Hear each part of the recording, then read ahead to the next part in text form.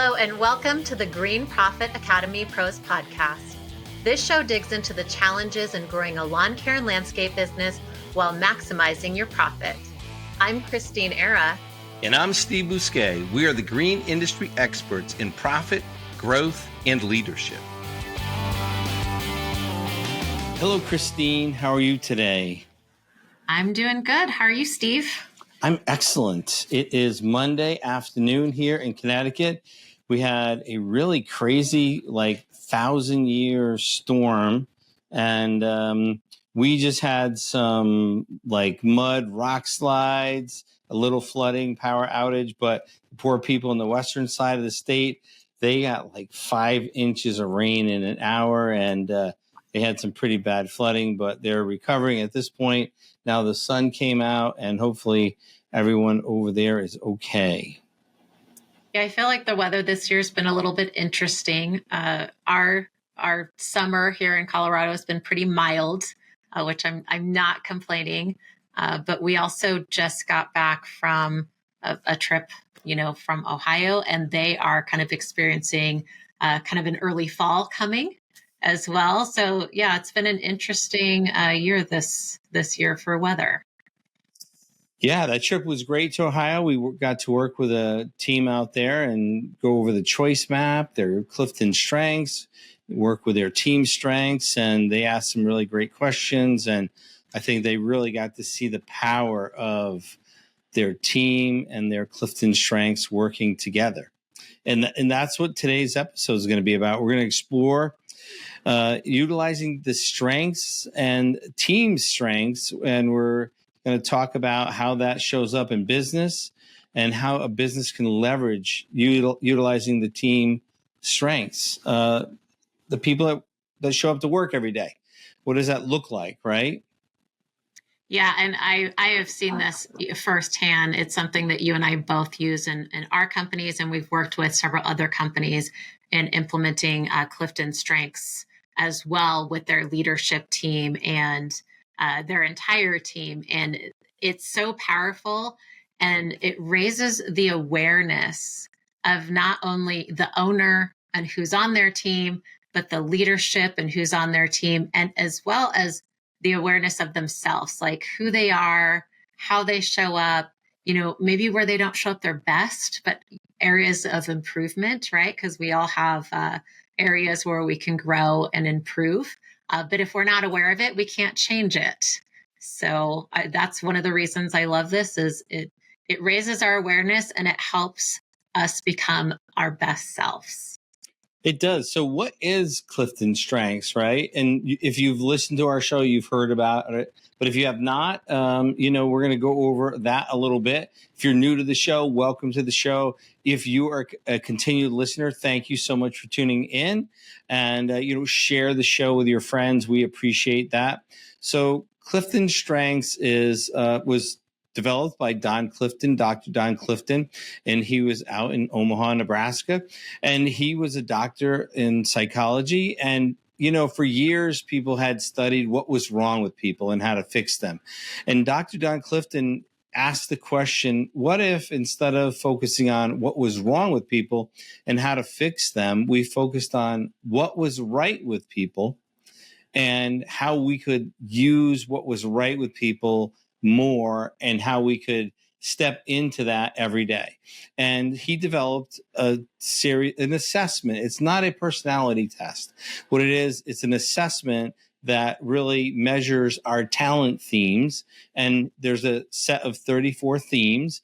And so our themes develop into strengths. And strengths are our themes matched with skills and knowledge. Over a period of time, they develop into strengths. And strengths can come in 2 forms. They can be mature and they can be immature. So mature means they've developed, and usually matured, you'll hear Christine and I talk about balconies and basements. Usually mature themes, they're developed, they'll show up as balconies. In immature themes, underdeveloped themes will show up as basements, meaning that they don't let us live with our strengths at the highest level that we can. So Dr. Don Clifton, he developed these 34 strengths. And really what he did was he broke them into 4 domains. And it's really easier to remember the domains. There's 4 domains. There's executing, and the executing theme, they make things happen. They help us make things happen. They get things done. And I'm going to share some examples of that. There's the relationship building domain, and relationship building domains, they're the themes that help you build strong relationships that hold teams together. And then there's the strategic thinking, intellection. Strategic thinking themes help you absorb and analyze information that informs for better decisions. So that's the strategic thinking theme.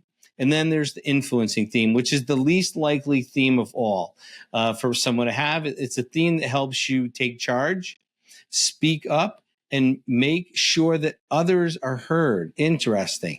So it's not just you speaking up, but it's also, if you lead with influence, you make sure that others are heard. So the 4 domains are executing, relationship building, strategic thinking, and influencing.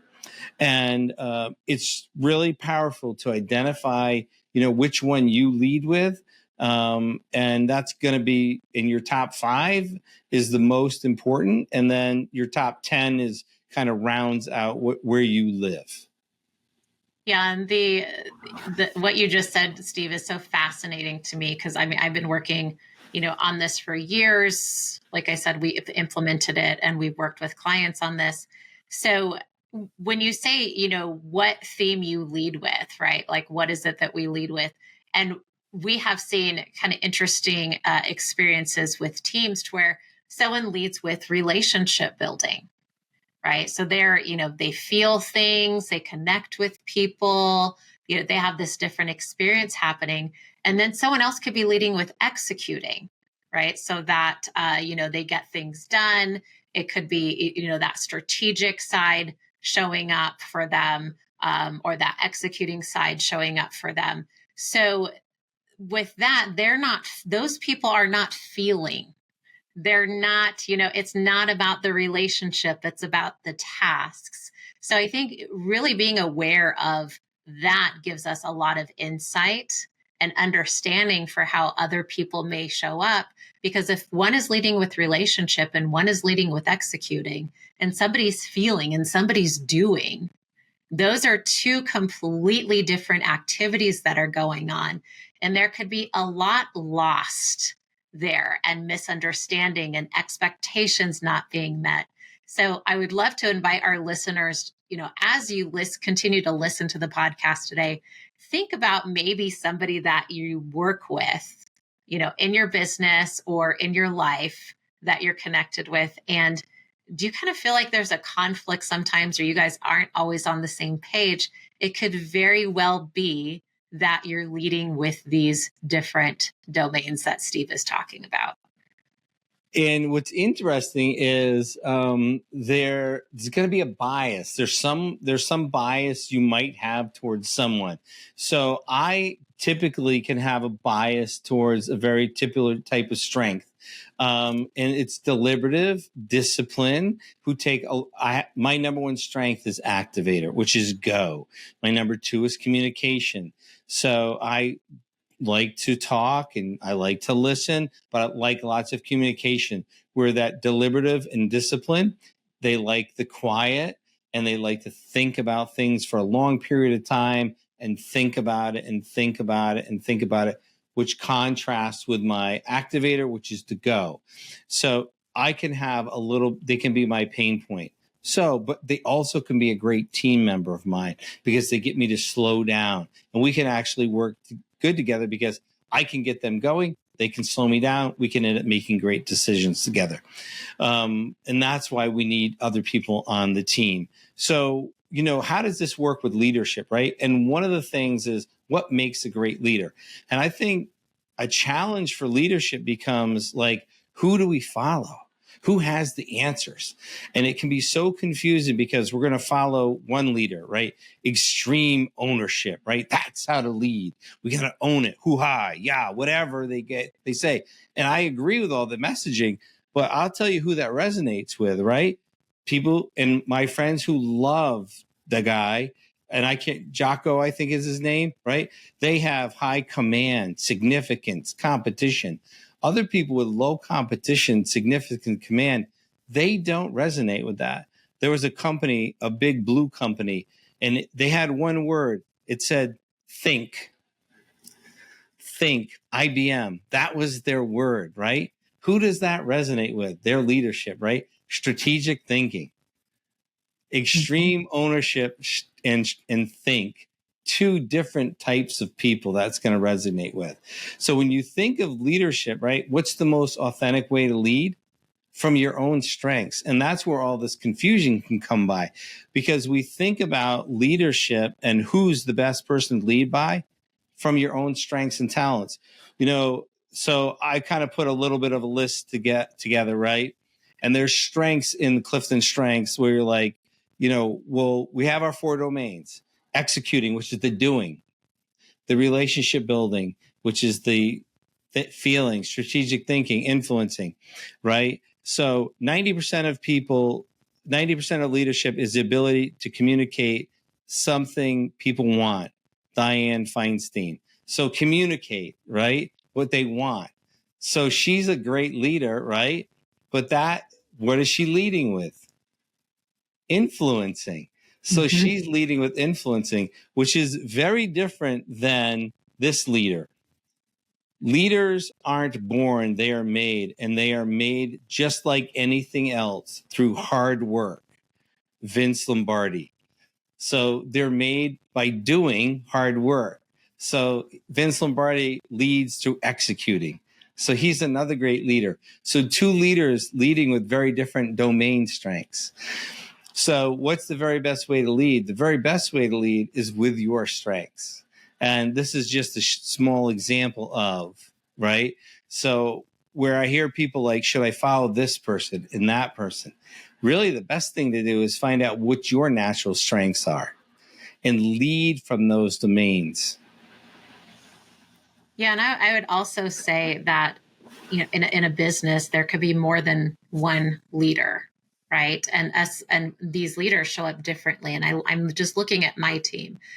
The other leader on our team, which is my counterpart, she leads with influencing. I lead with strategic.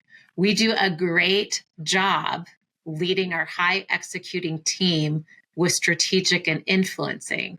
One with strategic, we're giving them all the information. We're saying, hey, these are the action plan. This is what we're going to do. This is why. And then influencing, they're taking the time to be like, hey, what's going on with you? And how can I help? And this is what we need. And here's the gap. And this is how we're going to close it. So both of us as leaders show up to support the team together, and they follow.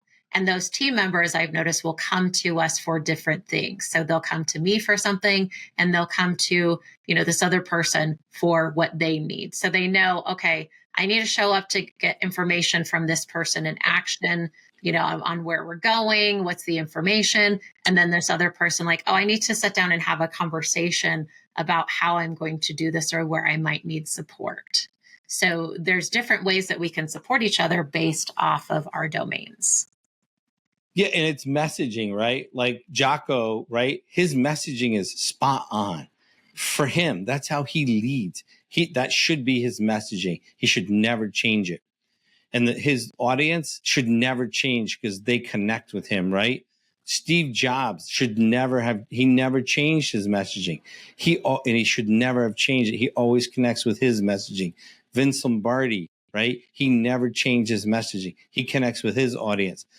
So, and you have your messaging that's connecting with your team, right? And that's what this is about. It's about identifying your strengths, right? And then how do you connect those with your team? And that's what people are desperate for. Authentic leaders, and they want to hear that authentic message, and they will connect with it as long as it's authentic. And it's just such a gift when we find a leader who's authentic. And I think that's why these people I just mentioned were so powerful and so popular, because it's so rare to find someone who's that authentic and just owns it, like totally owns it all the time. And I'm sure if you go back 10 years, they're saying the same thing that they're saying today, because they always will, because they're so authentic about everything. One of the things, I have another one, don't find fault, find remedy. Henry Ford, right? This guy fixed stuff. He found a way to improve it and fix it. And that's that restorative strength. And he did it for years and decades. And the impact from him stepping into his strength decade after decade, we're talking, it's centuries. It's over centuries, the impact from him being authentic and stepping into that. So what a great opportunity for that. So when we're struggling in relationships, or we're struggling to lead, right, we really have to look inward and ask ourselves, what's the strengths that I can use to lead with? What's the opportunities that I have? And, the best place to start is take your Clifton Strengths assessment and identify what that is. And that makes a great awareness. I have obviously taken it. I'm a Clifton Strength coach. I've had my whole team assessed, all my friends and family. And, if you want to be a leader in your family, you can do that by having the assessment and appreciating people in your family.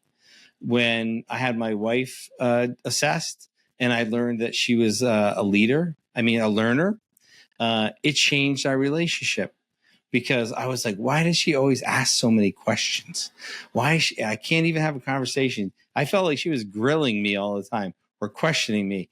The reality is, as a learner, she just has this insatiable curiosity for more knowledge. So now when I talk with her, I know I have to have links, information, books, articles. She wants to know more information. So it just made our relationship so much better. And even planning a vacation, I'm like, do you want to do this? Or do you want to do the in-depth tour, behind the scenes tour, where they explain everything? And she's like, well, of course, which tour I want to take. The in-depth, behind the scenes, explain every detail. I'm like, all right, we'll do that. So when we have people on our team, we can really honor them instead of being annoyed by them, because they're like, oh, that's what that strength brings to our team. Yeah. And you made, I want to kind of circle back on something that you mentioned. And this is, I find this kind of interesting and also funny, is when someone else is showing up with your strengths, and you said, why is, my wife asked all these questions. Why is she grilling me?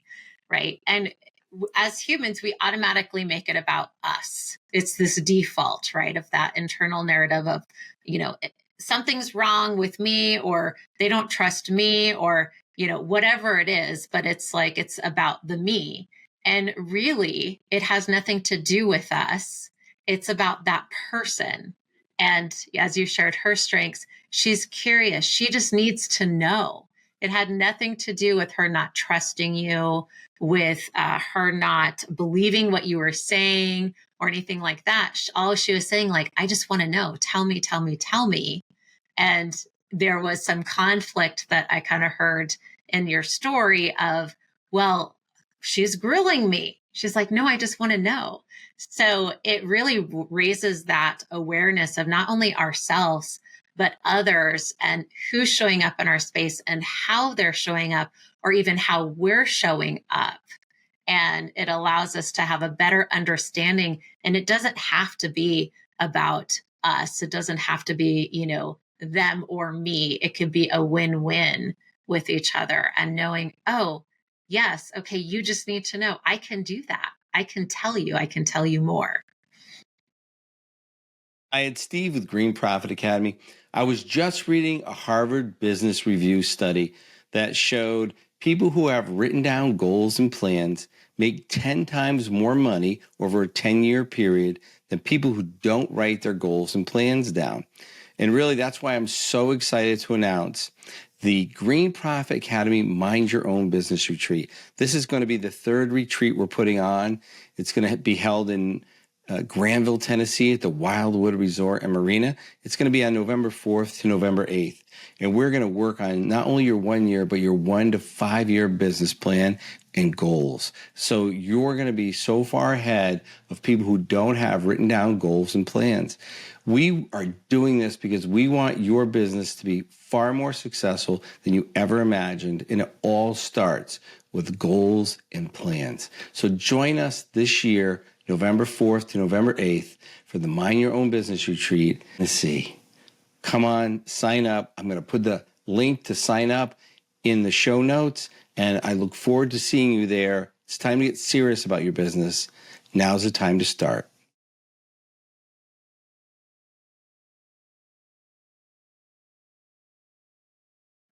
And it's very interesting. So the strategic strength is one of those strengths that you have to appreciate. I appreciate it. And inadvertently, I had surrounded, before I knew anything about Gallup or Clifton Strengths. And then once I gave everyone the assessment, I had inadvertently surrounded myself with all these strategics. And one of the mature strengths of strategic is the ability to see what's wrong, right? So the strategic are what kept us alive, 3,000 years ago in the caveman days. They're like, oh, there's a branch broken over there. Why is that moving, right? Well, there's a saber-toothed tiger, so don't go over there, right?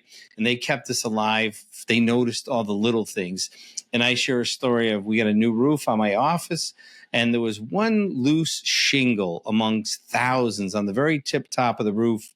We pull into the driveway doing 30 miles an hour. My wife notices that one loose shingle on a roof amongst thousands of shingles. I call the roofing company. The guy comes out to, secure the shingle. He couldn't find it. I had to point it out to him. He was looking for it and he couldn't find it. She saw it from 100 feet away at 30 miles an hour. That's what strategics do. But they also point out what's wrong. They point out what's wrong. But they also offer 3 solutions. So they don't just say what's wrong. They let you know 3 ways to fix it. But it can come across as negative if you're not enjoying the strength, if you're not appreciating the talent. So, you have to appreciate and be aware. And so when we have people that it seems like they are annoying, like restorative always wants to fix it. So I had a woman, she's like, how do I get my husband to stop trying to fix everything for me? I just want to share the story. He has high restorative. And I shared with her that his restorative wants to fix it because that's his strength. That's his way of saying, I care about you. Let me share my strength with you. This is how I show I care. And she had never looked at it like that. So a lot of times when people are trying to solve it, even though we just want them to listen, they're saying, hey, I care. Let me share my strengths with you. And that can really change the perspective of, how we listen and look at people. It really got me to appreciate what people bring as opposed to being annoyed by their strengths, because they're really trying to help. They're really trying to bring their gifts and share. And that's really what they're doing. And when I understood that, it was a game changer. As a leader, it was like, oh, you know what?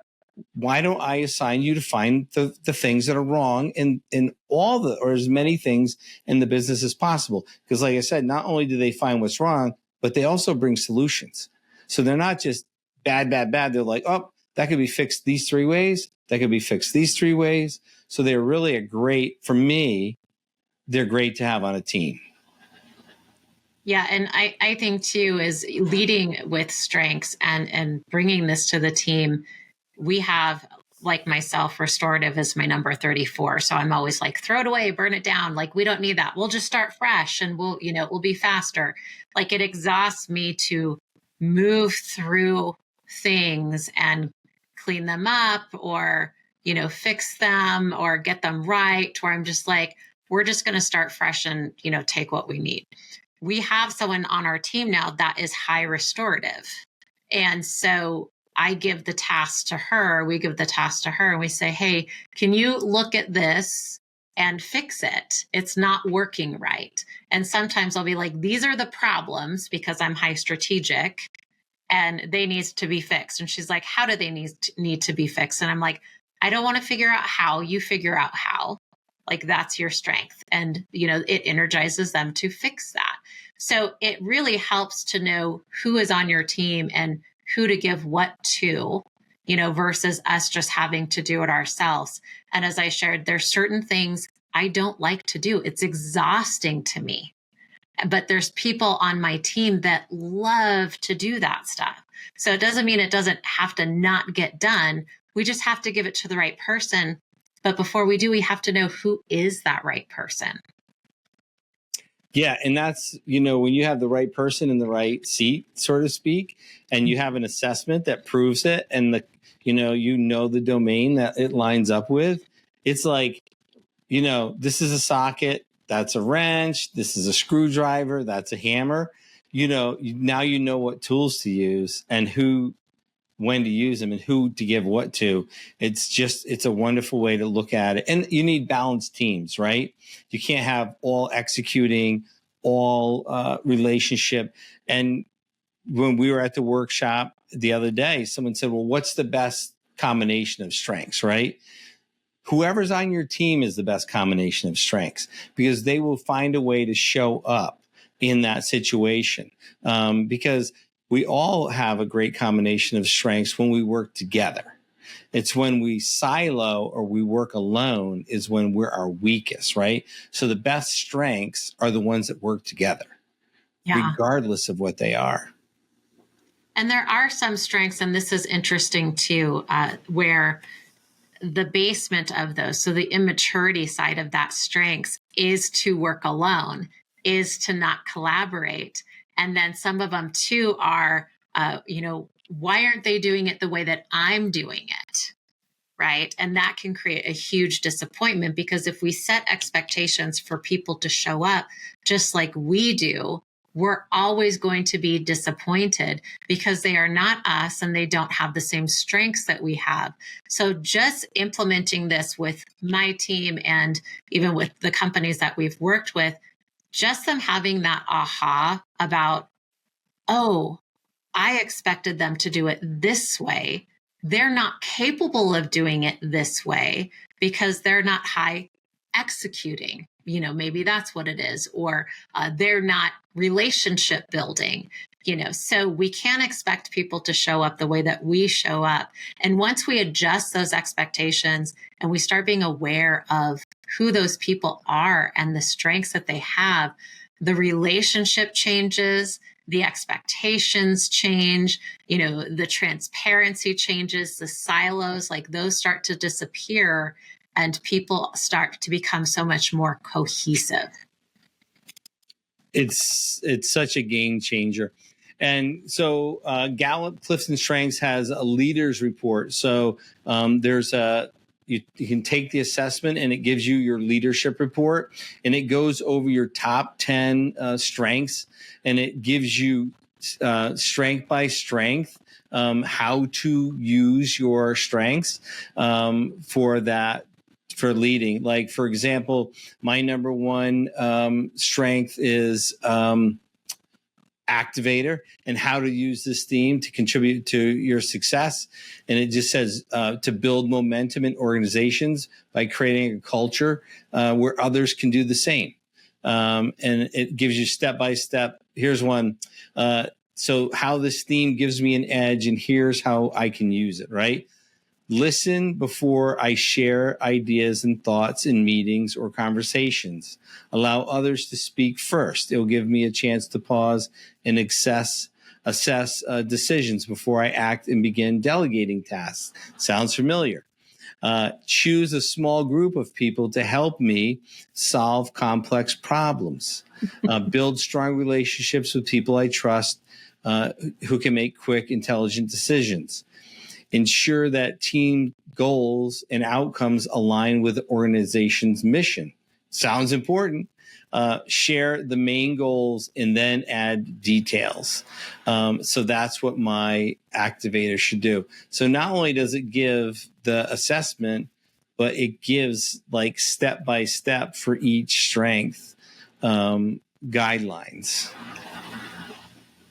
Yeah, because we don't always know where to start or what to focus on, right? And I've seen people do this to where they're like, oh, I don't want to, write down the answer or note something down. And because we do several workshops, whether they're in person or online or webinar, and I find myself always having to say, there's no wrong answer, right? This is the answer that's right for you. So please feel free to answer this to the best of your ability, of how much you want to share. So I love that the assessment will give the leader directions on what does that look like, right? Because we could have, and I'll just use mine as an example. And Steve and I were talking about this before the podcast today. I have strategic as my number one. I lead with strategic. I end with strategic. So I'm in and out with strategic, and everything in between is a mixed bag of the rest of the domain. So I've got like some relationships, some influencing, and some execution in there as well. So one of the things was my immature strategic would show up where I could just fight fire all the time in the business. So anything that was thrown at me in that moment, I could manage, and that would give me some energy. So, but what I found was it wasn't most productive because I was leading being reactive and doing in my business versus being proactive.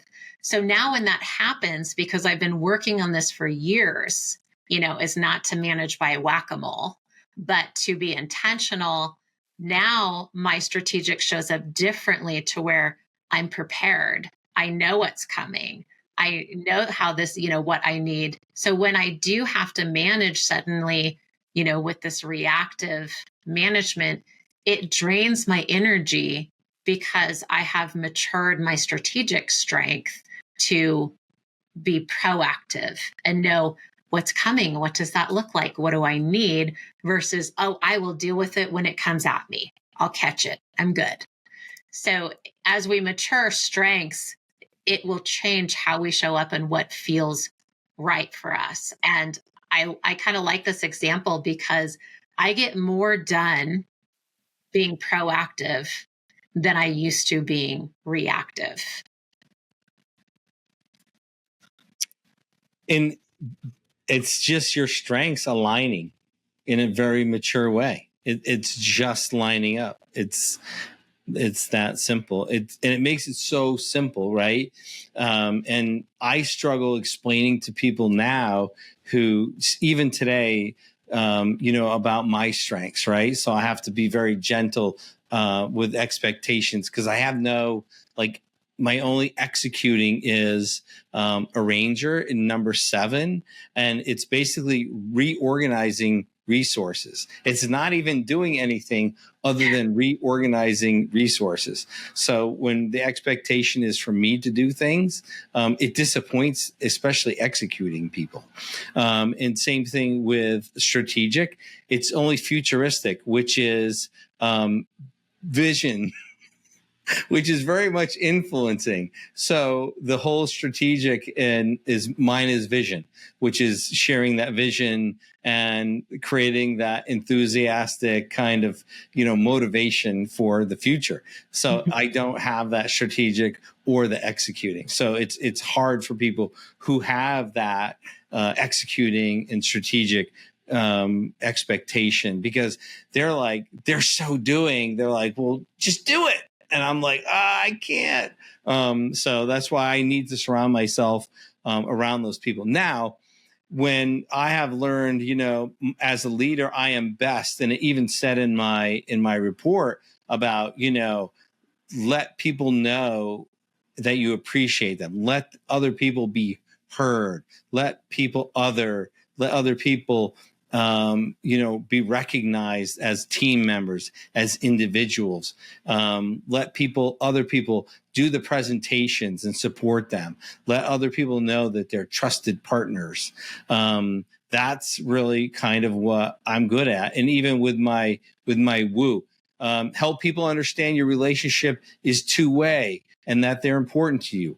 Learn about your audience and help meet their needs. Create a culture of openness and be present.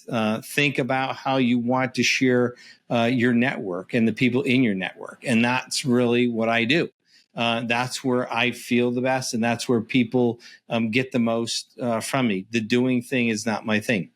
So for years I spent trying to, why can't I do this? I struggled and everything. And really, it wasn't until I just stopped that I finally could just be myself and have a lot more energy. But for years, it's like, do this, do that, be this kind of leader, do these things, and then you'll be a good leader. Follow this leadership guru, then you'll be a good leader. And it really doesn't work. And it's hard because it's not authentic.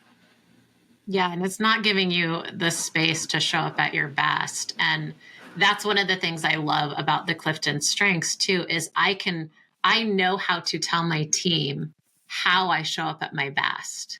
And I know how to tell my team how I show up at my worst. So my team knows, don't just throw Christine something. Give her the information that she needs so she doesn't have to go dig for it. Because if I have to start digging for something that somebody asked from me, I get aggravated really fast. I'm like, those are friction points. It's slowing me down. I can't, I don't have time to spend all this time trying to figure out where their stuff is that they're asking me for. So I tell my team, hey, you want me to show up as my best? Give me all the information if you're requesting help from me or you're requesting something from me. You want me to look at something? Give me the workbook. You want me to give you, feedback on something? Give me the document. Like whatever it is, give it to me. Don't make me go dig for it, because then I get irritated and I'm not going to be my best self. And you're going to see someone showing up who's really grouchy and being like, well, you want my help? Like, why don't you give me all this stuff? Like, what's your problem? So being aware of what our strengths are and how we show up as our best and what our team strengths are, it really creates this cohesive environment where people can understand one another. They know how to support each other. They know how to show up. And, they also know, who do I go to help me with this, or who should champion this? So things actually get done, and it creates efficiency in the company. It eliminates drama, right? Because people aren't making all these assumptions about each other. They're not having all these high expectations where they're getting disappointed because nobody's meeting their expectations. So it just changes the entire dynamic of the team and gives you just a different space to show up as a leader. It makes leadership easy. So we had a high executing person who gave a high influencing person delegated. The high influencing person didn't follow through with something and then handed that off to a high influencing person with no delegation, who then redelegated it to a high influencing person with no delegation, and it ended up back on the high executing person with no influencing. So it ended up back on the high executing person's plate. And that all happened in a 1 week period. And it's very funny to think about it and watching it. And it was bound to happen, right? So no one's mad because, well, yeah, that's exactly what's going to happen. The influencer with no executing will delegate it, will find a way to delegate it back to an executor, because that's what executing does. They execute. And they will not execute because they're influencers. And that's not to say they don't do anything. When I came back to work today, my team was a little down in the dumps. They had about 15 to 20 customers who were very upset, and the lawns looked bad. I call it the August uglies, but 15 to 20 customers out of 3,500 is a pretty low percentage. And I came in, I'm like, oh my gosh, only 15 to 20 customers. That's awesome. You guys are doing a great job. That's such a low percentage. The August uglies. I remember when we had droughts where we had, people hadn't even cut the grass for 6 or 7 weeks. The lawns are so bad. You guys are awesome. We'll fix these lawns up. The customers will love us again. And they're looking at me like, what? And I'm like, yeah, you guys are awesome. And they were like, what? Okay, we'll get through this, right? And we'll make it. And the lawns are only going to look better from here on out. We'll get after it. And but it felt really heavy, But when you have like a 0.1% of customers, that's just going to happen in the middle of August in my business, right? It's just going to happen. So it's just a reality. But it feels like it feels like everybody, but it's only a few, very, very few customers. And they have to have a sense of reality, right? The customers do in the middle of August. So, but that's what I do. You got to communicate some energy, some reality, some positivity, and you got to be forward focused. And we got a lot of work left to do this season. So we have to have the energy to complete that. So, and that was you utilizing your strengths, yes, showing up in that moment to get your team focused on what's right, what's great, how can we move forward. Right. So, rearranging the narrative of that everybody was telling themselves. So yeah, it's another way that you can show up as your best in the moment when your team needs you as a leader. Yes. And I got the red call. So we have, if they make it to me, the two people that made it through to me, that means it's like really right. I got the two of them. We got their appointment scheduled. Everything is fine, right? I'm fine with that. But that's what I do. So it's all good, but that's my strength. I had a vendor who we ordered a lot of product from. They're like, oh, we can't get the product because the ingredients aren't coming in, end of the world, blah, blah, blah. Like, calm down. It's okay. We'll work through this. We could do this and that. My arranger went right into maximizer, went right into high gear. I'm like, what do you have on the floor? What product size? Let me talk to the floor manager, I arranged it. We got to figure it out. They sent me this stuff today. It's all better. They're like, thank you. I'm like, I knew we'd get through it. Like, right. So your strengths can show up in a lot of different ways. So leadership and strengths, lead from your strengths. That's where you're most authentic. It's interesting. I love some of these quotes. But really what we're trying to do is find new ways of working with our strengths, improve company culture, and run better teams. And that's how we're going to do it. We're going to do it through strengths. One of the other quotes I love was Steve Jobs. It doesn't make sense to hire smart people and then tell them what to do. We hire smart people so they can tell us what to do. He hires strategic people so they can tell him what to do. He was an influencer, right? I mean, some of those talks he gave were, internet legends, right? An absolute influencer. All right. Well, I want to thank everyone for tuning in to our conversation on strengths today.